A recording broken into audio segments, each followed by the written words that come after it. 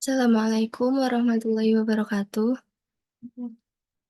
Waalaikumsalam warahmatullahi Waalaikumsalam. Kami dari kelompok 7 akan menjelaskan tentang akidah menurut Hasan al-Banna, yaitu tentang akidah ilahiyat. Sebelumnya, kami akan memperkenalkan diri. Perkenalkan, nama saya Isna Nafisatul Ma'rifah, NIM 2304010015.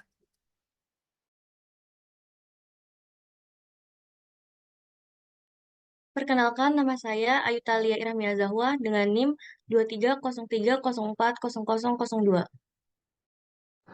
Perkenalkan, nama saya Rinta Almaideo dengan NIM 2303040138.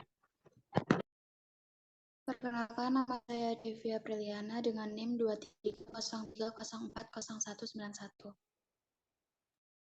Perkenalkan, nama saya Cahya Nafila dengan NIM 2304010009. Perkenalkan, nama saya Indasari Kurniawati, NIM 2304010014. Perkenalkan, nama saya Naila Ika Sasikirana dengan NIM 23070020138. Perkenalkan, saya Aisyah Qurrata Ayunina dengan NIM 2307040228. Kemudian untuk Aulia Abdan dan Via Hilya berhalangan hadir karena sedang di jalan.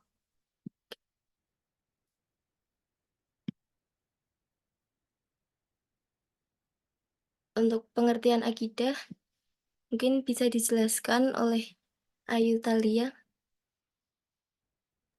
Baik, terima kasih. Apa itu akidah? Menurut bahasa, akidah berarti simpulan, ikatan, atau perjanjian yang kokoh. Sedangkan menurut istilah, akidah adalah keyakinan yang tersimpul dengan kokoh dalam hati, bersifat mengikat dan mengandung perjanjian. Dalam kitab Majmu' Ar-Rasail, akidah adalah beberapa perkara yang wajib diyakini kebenarannya oleh hati, mendatangkan ketentraman jiwa, serta merupakan suatu keyakinan yang tidak bercampur sedikit pun dengan keraguan-raguan. Akidah bersumber dari Allah yang mutlak, maka kesempurnaannya tidak diragukan lagi. Dalam Al-Quran, ada beberapa dalil yang menjelaskan tentang akidah, yaitu Quran Surat Al-Kahfi ayat 110, Quran Surat Az-Zumar ayat 2, 3, dan 65, Quran Surat An-Nahl ayat 36, Quran Surat Al-A'raf ayat 59, 65, 73, dan 85. Hasan al-Banna memberikan sistematika akidah Islamiyah menjadi 4 macam, yaitu ilahiyat, nubuat, ruhaniyat, dan samiyat. Namun pada kesempatan kali ini kelompok kami hanya akan fokus pada pembahasan akidah ilahiyat.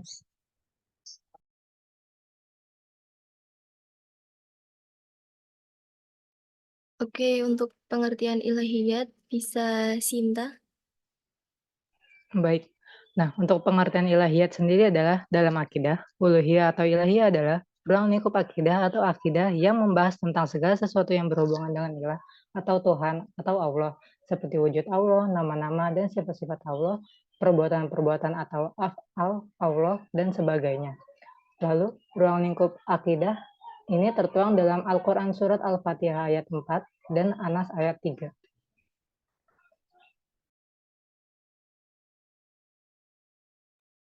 Kemudian terdapat analisis konsep ilahiyat. Konsep ilahiyat adalah konsep yang pada intinya membahas tentang keesaan Allah atau tauhid.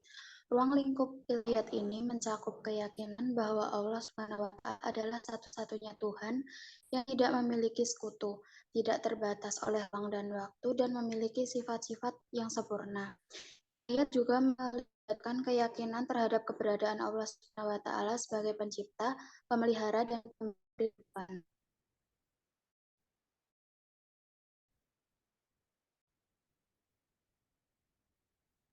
Berikut terdapat beberapa aspek kunci dari konsep ilahiyat dalam Islam. Yang pertama, keberadaan Allah atau tauhid. Tauhid adalah konsep sentral dalam Islam yang menyatakan keesaan dan keberadaan Allah. Ini menegaskan bahwa hanya ada satu Tuhan yang mutlak, tidak terbagi dan tidak berpasangan. Keyakinan dalam tauhid merupakan dasar utama dari keimanan seorang muslim. Tauhid terbagi menjadi 3, yaitu tauhid uluhiyah yang artinya kepercayaan untuk memantapkan bahwa sifat ketuhanan itu hanya milik Allah belaka dengan penyaksian bahwa tiada Tuhan selain Allah dalam kalimat thayyiban la ilaha illallah.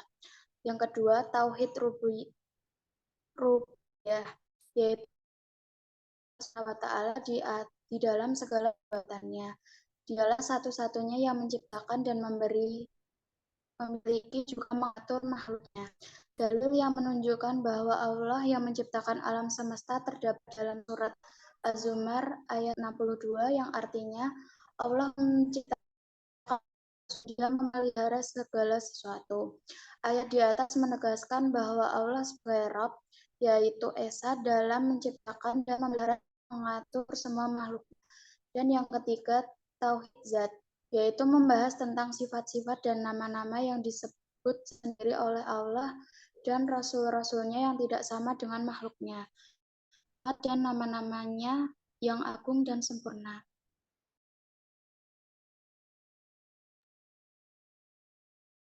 Selanjutnya, yang kedua adalah sifat-sifat Allah.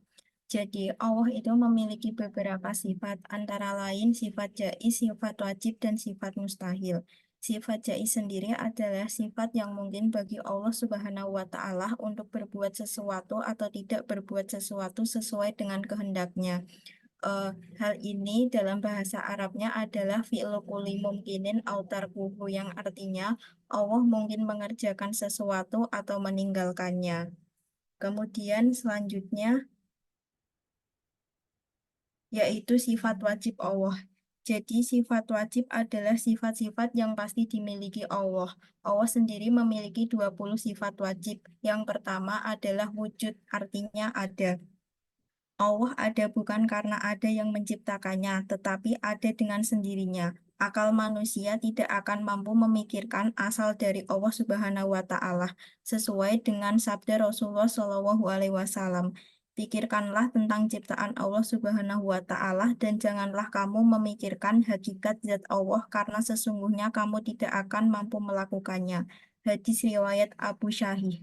Kemudian yang kedua adalah qidam. Qidam artinya terdahulu. Allah terdahulu dan tidak didahului keberadaannya oleh siapapun, sebab dia adalah zat yang tidak ada permulaannya. Sesuai dengan Quran Surat Al-Hadid ayat 3, dialah yang awal dan yang akhir. Kemudian baqo artinya kekal. Semua ciptaan Allah memiliki masa proses untuk binasa atau hancur, sedangkan Allah sendiri tidak, sebab ia kekal dan tidak berubah-ubah selama-lamanya. Sesuai dengan Quran Surat Al-Qasas ayat 88. Segala sesuatu pasti binasa, kecuali Allah Subhanahu wa Ta'ala. Kemudian mukhalafatul lil hawadisi, artinya berbeda dengan ciptaannya. Allah yang maha menciptakan dan mampu menciptakan segala isi di alam semesta, sehingga zat yang inilah berkuasa membuat berbagai wujud makhluk di muka bumi ini, sesuai dengan Quran Surat Al-Ikhlas ayat 4, dan tidak ada sesuatu setara dengan dia. Kemudian, yamuhu binafsihi, artinya berdiri sendiri. Allah berdiri sendiri dengan segala kemampuan yang sempurna, sehingga tidak butuh bantuan apapun, berbeda dengan makhluknya yang hanya bisa mengandalkan pertolongan Allah. Kemudian wahdaniyah artinya Maha Esa. Allah itu Esa atau satu, mustahil jika terdapat dua Tuhan, apalagi hal itu terjadi maka seluruh alam semesta akan hancur. Kemudian kodrat, yaitu artinya berkuasa. Tidak terhitung bukti-bukti dan kekuasaan Allah, dan tidak ada yang mampu menandinginya, mulai dari manusia sejak zaman dahulu sampai sekarang. Kemudian irodah, artinya berkehendak. Allah mempunyai sifat berkehendak sehingga apa yang dikehendakinya mutlak dari Allah dan tidak ada satupun yang bisa menghalangi atau melarangnya. Kemudian ilmu artinya mengetahui. Manusia perlu belajar supaya mendapat pengetahuan dan ilmu, tapi tidak dengan Allah, karena Dia yang Maha mengetahui segala apapun yang terjadi di langit dan di bumi. Sesuai dengan Quran Surat Al-Mujadalah ayat 7. Sesungguhnya Allah Maha mengetahui segala sesuatu. Kemudian hayat artinya hidup. Allah Ta'ala adalah Maha hidup sebab Dia yang kekal dan abadi. Allah jugalah yang mampu menghidupkan segala sesuatu tanpa didahului olehnya, tentu tidak ada kehidupan seperti ini. Sesuai dengan Quran Surat Ghafir ayat 65. Dialah yang hidup kekal, tidak ada Tuhan selain Dia, maka sembahlah Dia dengan tulus dan ikhlas beragama kepadanya.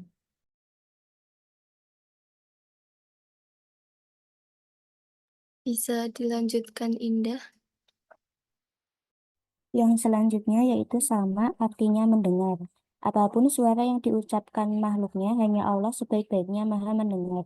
Meski itu tanpa suara, Dialah yang Maha mengetahuinya.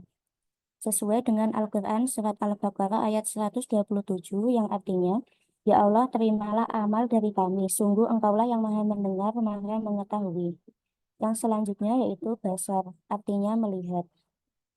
Segala sesuatu, hal kecil, besar, bahkan tersembunyi, semua itu dapat terlihat jelas oleh Allah tanpa perlu alat bantu apapun, sekalipun dalam hati manusia, tak luput dari penglihatan Allah. Hal tersebut sesuai dengan Al-Quran Surat Al-Ma'idah ayat 71 yang artinya, dan Allah Maha melihat apa yang mereka kerjakan.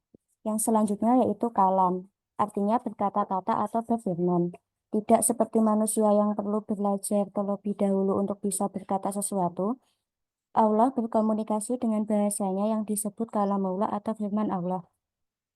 Allah berfirman melalui kitab yang diturunkan oleh perantara para nabi.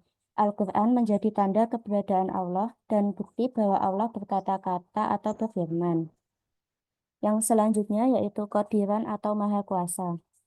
Allah adalah zat paling berkuasa di seluruh alam semesta. Hanya Allah yang mampu menciptakan segala sesuatunya. Yang selanjutnya yaitu Muridan, Maha berkehendak. Semua yang ingin dikehendaki oleh Allah dapat terjadi atas izinnya sendiri tanpa ada yang bisa menolak takdir atau kehendaknya. Yang selanjutnya yaitu Aliman, artinya mengetahui. Manusia adalah makhluk lain ciptaan Allah memiliki keterbatasan dalam mengetahui sesuatu. Namun tidak dengan Allah yang tidak diketahui makhluknya justru telah diketahui olehnya. Yang selanjutnya yaitu Hayan, artinya maha hidup. Allah adalah satu-satunya zat maha hidup dan mampu menghidupi. Sifat ini sama dengan kekal, yaitu abadi dan tidak akan musnah. Ia selalu mengawasi hamba-hambanya dan tidak pernah tidur. Yang selanjutnya yaitu Sami'an atau maha mendengar. Pendengaran makhluk ciptaan Allah sangat terbatas, berbeda dengannya yang maha mendengar lagi maha mengetahui. Tak ada sesuatu pun yang terlewatkan bagi Allah dan tidak ada yang dapat melampaui pendengarannya. Yang selanjutnya yaitu Basiran atau maha melihat. Hanya Allah yang mampu melihat dan mengawasi berbagai keadaan setiap umat dan seluruh alam semesta. Untuk itu sudah seharusnya kita selalu berbuat kebaikan. Yang selanjutnya yaitu Mutakaliman, artinya maha berkata-kata. Sebagaimana firman Allah telah tertulis dalam seluruh isi Al-Quran dan hadis. Sifat mustahil dan sifat-sifat yang tidak mungkin ada pada Allah. Sifat mustahil bagi Allah ada 20.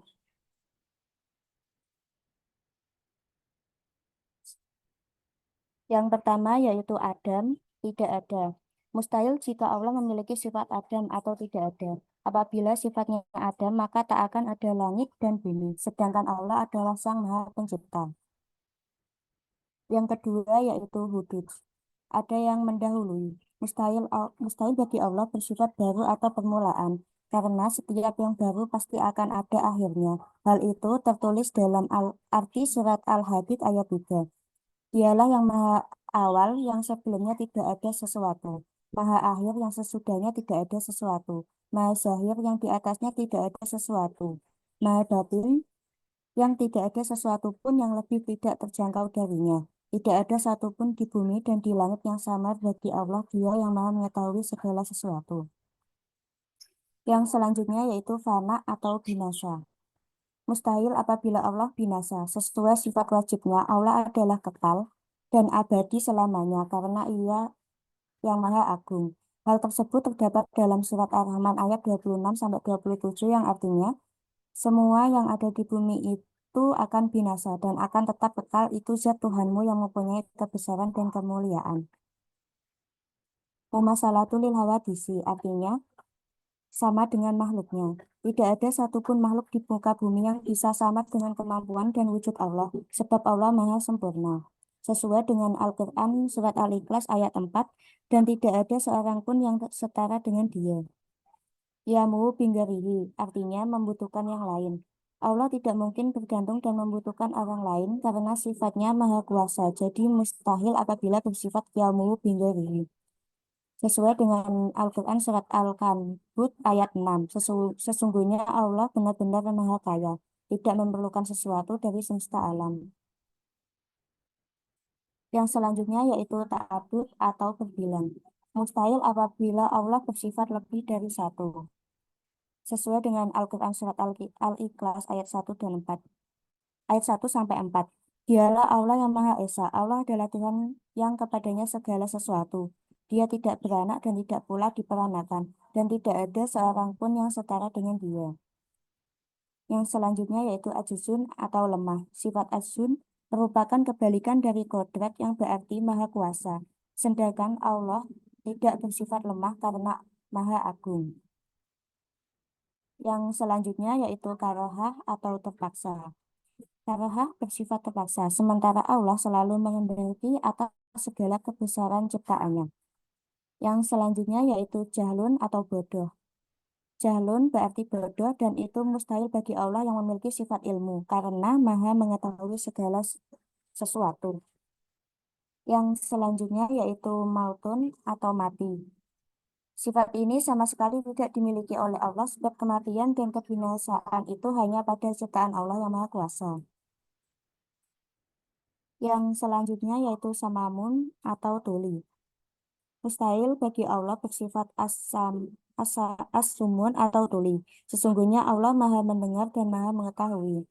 Sesuai dengan Al-Quran Surat Al-Maidah ayat 76. Katakanlah, mengapa kamu menyembah selain daripada Allah, sesuatu yang tidak dapat memberi mudarat kepadamu dan tidak pula memberi manfaat, dan Allah lah yang Maha mendengar lagi Maha mengetahui. Bisa dilanjutkan, Naila? Selanjutnya, sifat mustahil bagi Allah yaitu umyun atau buta. Tidak mungkin Allah Subhanahu wa taala memiliki sifat buta, sebab hanya Allah Subhanahu wa taala yang mampu melihat segalanya di muka bumi ini, termasuk makhluk tak kasat mata.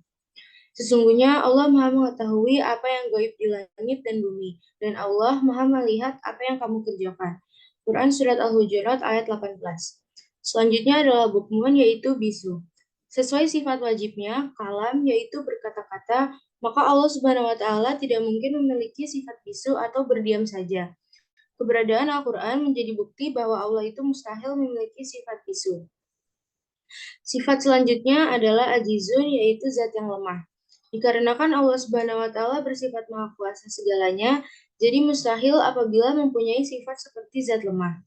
Hampir-hampir kilat itu menyambar penglihatan mereka. Setiap kali kilat itu menyinari mereka, mereka berjalan di bawah sinar itu, dan bila gelap menimpa, mereka berhenti. Jika Allah menghendaki, niscaya Dia melenyapkan pendengaran dan penglihatan mereka. Sesungguhnya Allah berkuasa atas sesuatu. Quran Surat Al-Baqarah ayat 20. Sifat selanjutnya adalah mukrahun yang artinya zat yang terpaksa. Mustahil Allah Subhanahu wa taala bersifat terpaksa karena segala yang ada di muka bumi ini tercipta atas semua kehendaknya. Sifat selanjutnya adalah jahilun yaitu zat yang bodoh. Allah Subhanahu wa taala tidak mungkin bodoh karena sesungguhnya Maha berpengetahuan. Bahkan ilmunya tidak terbatas sebab Allah Subhanahu wa taala itu Maha mengetahui segalanya. Selanjutnya adalah mayitun yaitu zat yang mati. Allah Subhanahu wa taala tidak akan pernah mati, binasa ataupun musnah.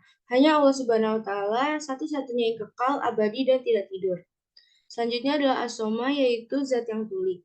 Mustahil bagi Allah Subhanahu wa taala mempunyai sifat tuli, sedangkan hanya kuasanya yang mampu mendengar seluruh suara-suara makhluk ciptaannya di muka bumi.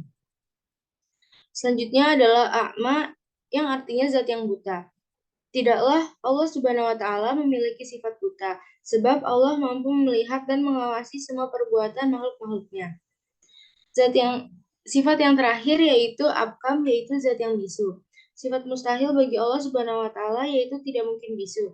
Sebagaimana hal itu ada dalam arti surat An-Nisa ayat 164 yang berbunyi, dan kami telah mengutus rasul-rasul yang sungguh telah kami kisahkan tentang mereka kepadamu dahulu, dan rasul-rasul yang tidak kami kisahkan tentang mereka kepadamu. Dan Allah telah berbicara kepada Musa dengan langsung.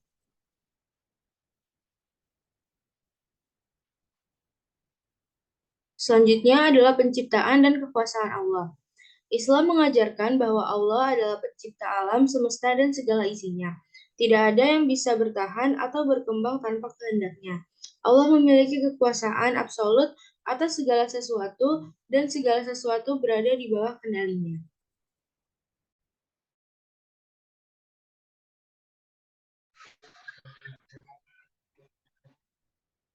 Baik, selanjutnya ada implementasi ilahiyat pada generasi muda. Yang pertama, percaya pada Allah, mulai dari segala sifatnya, entah itu sifat wajib, mustahil, dan jaiz, dan mempercayai wujudnya. Yang kedua, tidak meninggalkan ibadah sholat 5 waktu, walau di sela-sela kesibukan. Yang ketiga, meyakini dan mensyukuri hasil ciptaan Allah Subhanahu wa Ta'ala. Yang keempat, memanfaatkan teknologi yang ada untuk tetap beribadah seperti membaca Al-Quran secara digital. Yang kelima, menjauhkan diri dari semua perbuatan maksiat dan menjauhi pergaulan bebas. Yang keenam, meningkatkan kualitas ketakwaan kepada Allah Subhanahu wa Ta'ala. Yang ketujuh, mengembangkan karakter dengan pemahaman yang baik tentang ajaran agama Islam. Yang kedelapan, mengintegrasikan pendidikan agama Islam dalam pendidikan formal maupun non-formal untuk memahami lebih ajaran agama Islam yang lebih baik. Yang kesembilan, melibatkan generasi muda, khususnya Gen Z, dalam program-program keagamaan agar mereka memiliki tanggung jawab atas nilai-nilai ilahiyat.